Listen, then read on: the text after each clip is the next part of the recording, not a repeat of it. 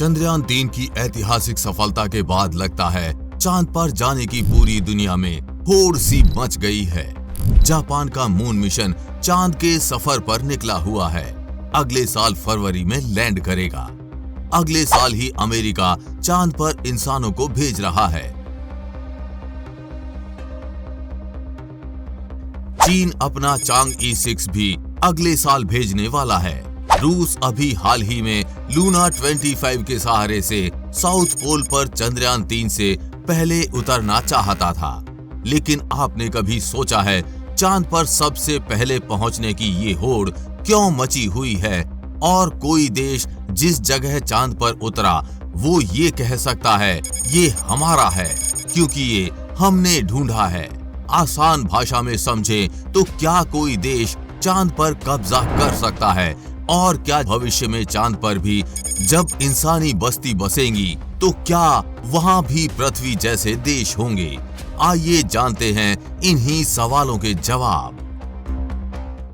चंद्रयान-3 23 अगस्त को चांद के साउथ पोल पर सबसे पहले उतरकर इतिहास रच दिया।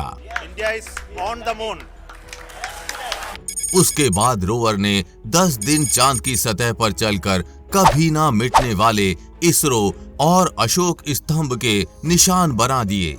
आज भले ही लैंडर और रोवर गहरी नींद में सो गए हों, लेकिन चांद के साउथ पोल पर लैंडर विक्रम और रोवर प्रज्ञान हमेशा मौजूद रहेंगे और सालों तक ऐसे वहीं खड़े रहेंगे। यानी सबूत रहेगा भारत इस एरिया में उतरा था। ऐसे में सवाल ये उठता है, क्या चांद का भी कोई मालिक हो सकता है? क्या भारत चांद के साउथ पोल पर अपना झंडा गाड़कर ये दावा कर सकता है कि भाई ये तो अब हमारा है, क्योंकि इसे सबसे पहले हमने खोजा है? जैसा आप देखते हैं पृथ्वी पर तो अब तक तो जमीन के एक टुकड़े पर राष्ट्रीय झंडा लगाकर उस पर मालिकाना हक का दावा किया जाता रहा है। लेकिन क्या ऐसा चांद पर संभव है? इस पर दुनिया दो तरह के विचारों में बंटी है। अमेरिका और यूरोप जैसे देश फाइंडर्स कीपर्स नीति में विश्वास करते हैं, यानी जिसने ढूंढा वो ही रखे। अगर ये नीति के अनुसार चले तो भारत भी चांद पर अपना हक जमा सकता है, यानी साउथ पोल का हिस्सा भारत का हुआ। लेकिन ये पूरा सच नहीं है। इसका लंबा जवाब 1967 में संयुक्त राष्ट्र की आउटर स्पेस ट्रीटी से मिलता है। शीत युद्ध के चरम दौर में अमेरिका, ब्रिटेन, सोवियत संघ और भारत ने भी इस संधि पर हस्ताक्षर किया था। इसमें खास तौर से चांद को लेकर ये कहा गया था कि कोई भी देश चांद पर हक नहीं जता सकता। समझौते में ये भी कहा गया था कि चांद पर सभी देशों को खोज और उपयोग करने की इजाजत है, लेकिन ये सभी देशों के हितों में किया जाएगा। आसान शब्दों में चांद सभी का है और इसलिए किसी एक का नहीं है। 1967 में बड़ी अंतरिक्ष शक्तियों ने इस पर हस्ताक्षर किया, क्योंकि तब उन्हें लगता था कि चांद के प्राकृतिक संसाधनों का दोहन असल में मुमकिन नहीं है। इसी वजह से 50 साल पहले जब नील आर्मस्ट्रॉन्ग ने चांद पर अमेरिकी झंडा लगाया तो इसका मतलब ये नहीं था कि चांद अमेरिका का हो गया। आर्मस्ट्रॉन्ग के चांद पर उतरते समय का शब्द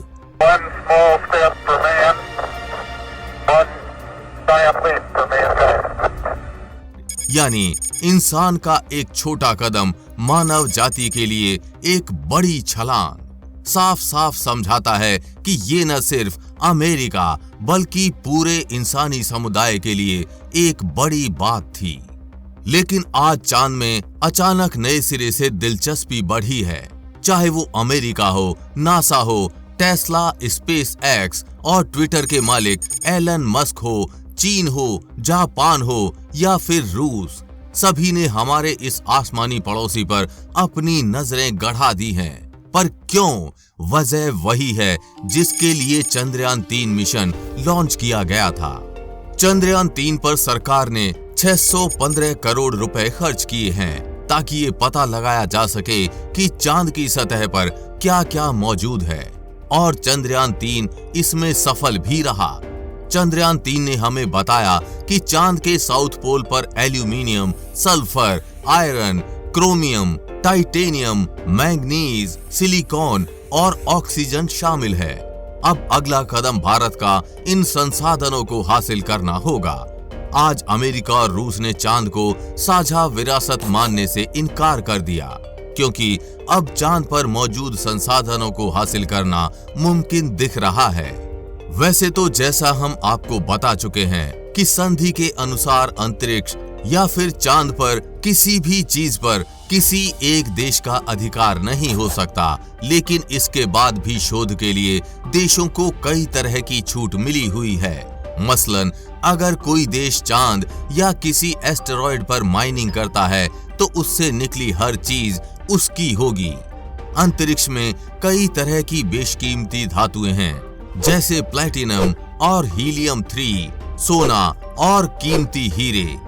अमेरिका, चीन और यूएई जैसे कई देश अब खुदाई करके इन चीजों पर कब्जा चाहते हैं। हालांकि ये उतना आसान नहीं।